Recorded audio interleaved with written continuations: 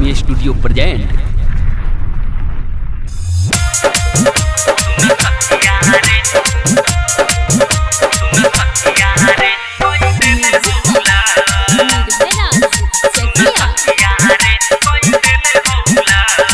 हमरा बलमुआ के हमरा सजनावा के बिगड़ल बचाल सुन सखिया रे। हमरा बलमुआ के हमरा सजनावा के बिगड़ल बचाल सुन सखिया रे। सुन सखिया रे कोई देले हौलाल सुन सखिया रे कोई देले हौलाल। हमरा बलमुआ के हमरा सजनावा के बिगड़ल बचाल सुन सखिया रे। सुन सखिया रे कोई देले हौलाल सुन सखिया रे कोई देले हौलाल। मां लक्ष्मी रिकॉर्डिंग स्टूडियो पिपरा।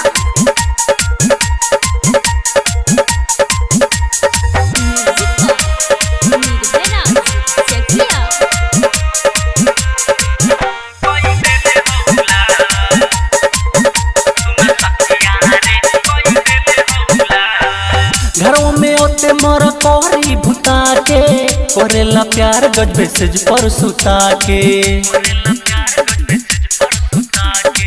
घरों में ओते मर कोरी भुता के करेला प्यार गज मैसेज पर सुता के। डटला पे हमारा से करेले सवाल सुन सखिया रे।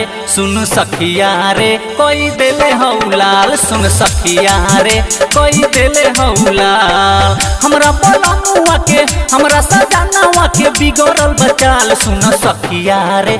सुन सखिया रे कोई देले हौलाल सुन सखिया रे कोई देले हौलाल।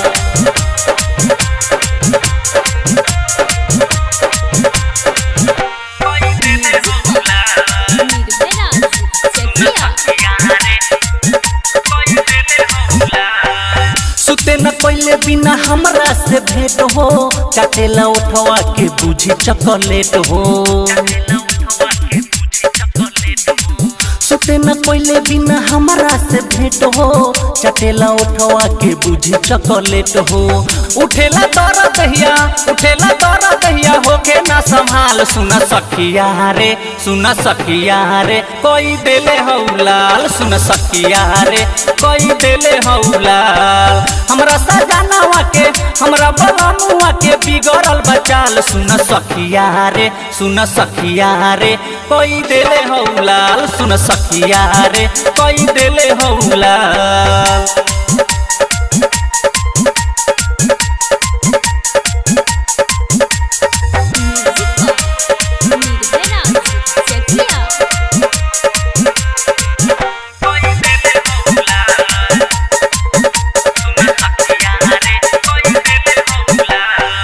होई जे ओइसे तो रहती नई हर में संगीत संगम के जैती न घर में।